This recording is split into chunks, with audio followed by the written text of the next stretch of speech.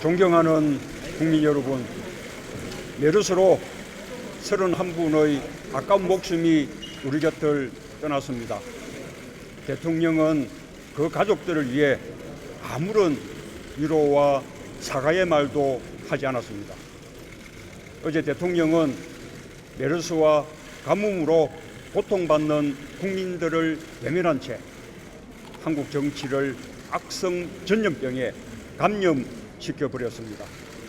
대통령의 의회 능멸이 도를 넘었고 의회가 당리당략으로 민생을 외면하고 있다고 경제 무능의 책임을 떠넘겼습니다.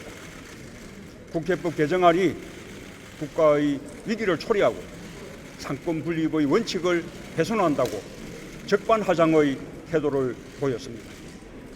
국민들의 고통을 외면한 채 정쟁을 부추기고 있는 까닭이 무엇인지 의심스럽습니다.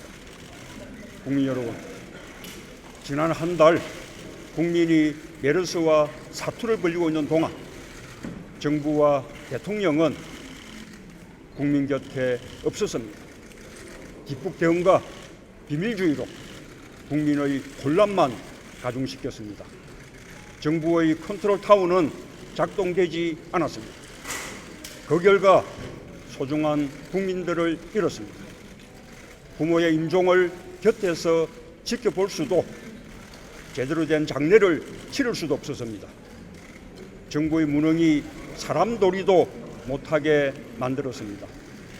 국민의 일상은 붕괴되었고 생활 공동체는 파괴되었습니다. 지역 경제는 피폐해질 대로 피폐해졌습니다.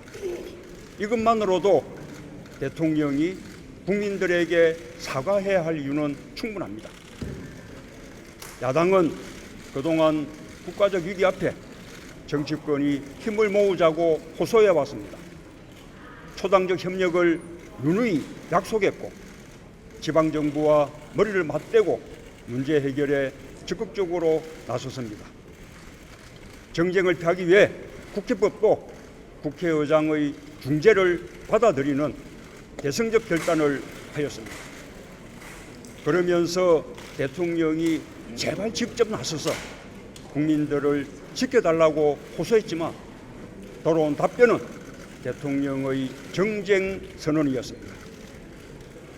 대통령의 국회법 거부권 행사는 정부 무능에 대한 책임 면피용이자 국민적 질타를 다른 곳으로 돌리려는 치졸한 정치 이벤트에 불과합니다.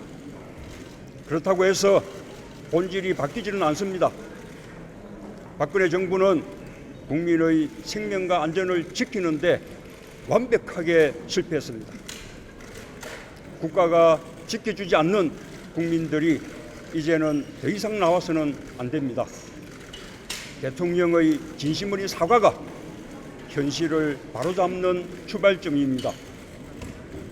존경하는 국민 여러분, 대통령은 거부권을 행사하면서 국회를 무시하고 상권 분립을 훼손하고 의회 민주주의를 위협했습니다.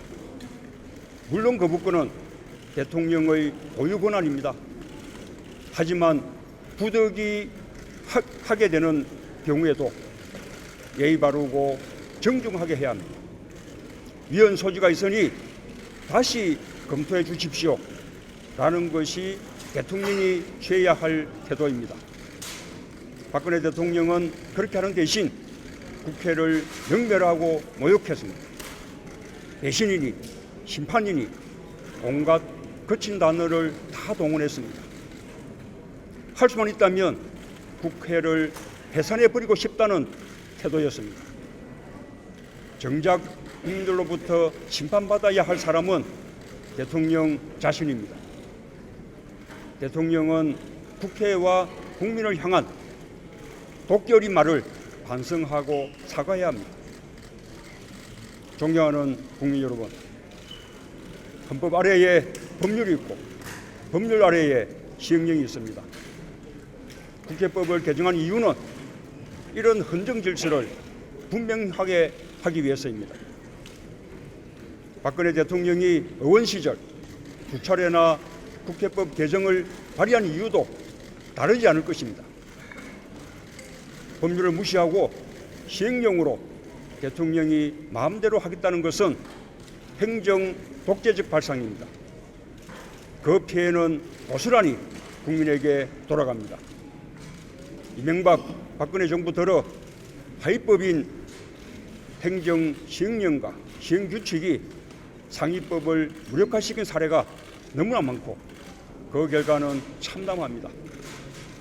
이명박 정부는 4대강 사업을 강행하기 위해서 국가재정법 시행령을 개정하여 예비 타당성 조사를 생략시켜 버렸습니다. 그 결과는 환경 재앙과 국민 혈세 22조 원 낭비였습니다.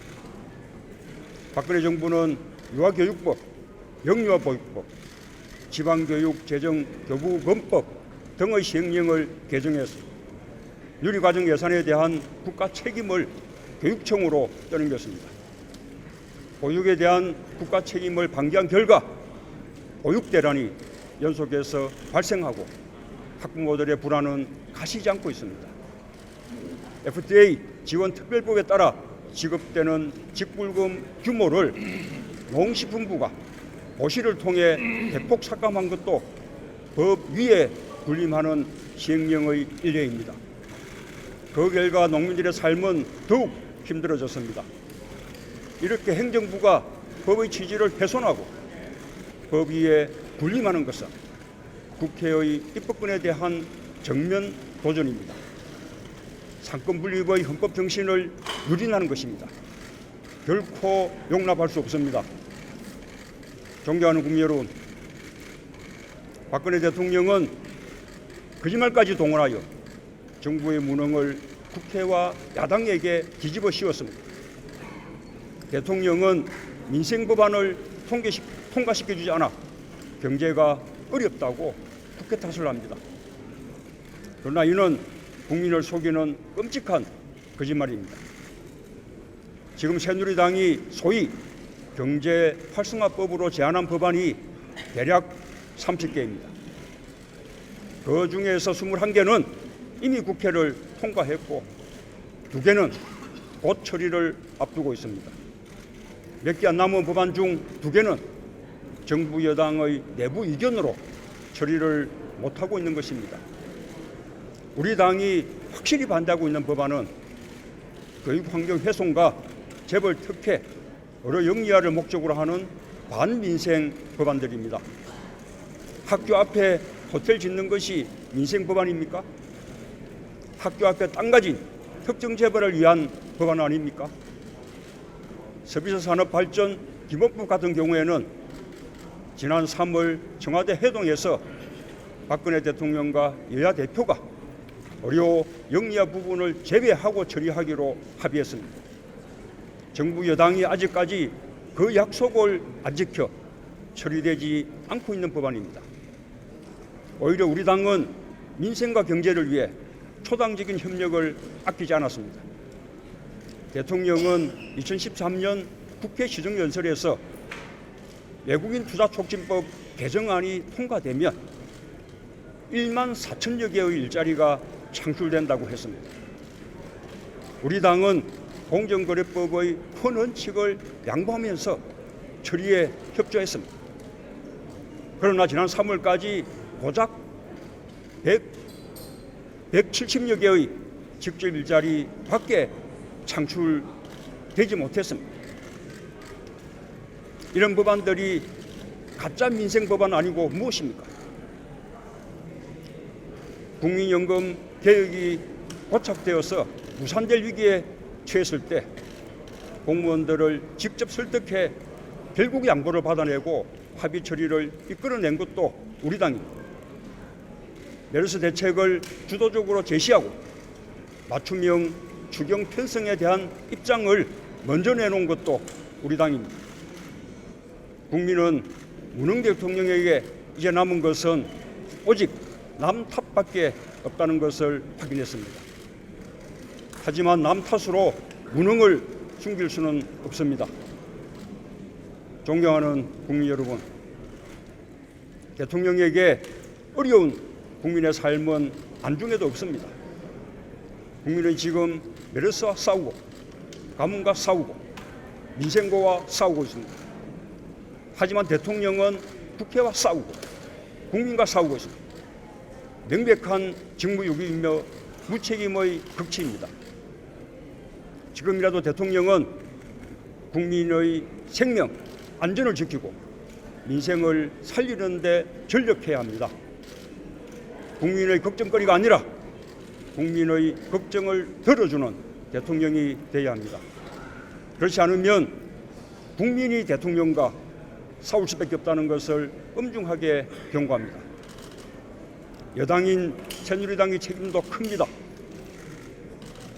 새누리당의 국회법 개정안 자동 폐기 추진은 자신들의 결정을 스스로 뒤집는 자기 배반이자 청와대 불복 선언입니다.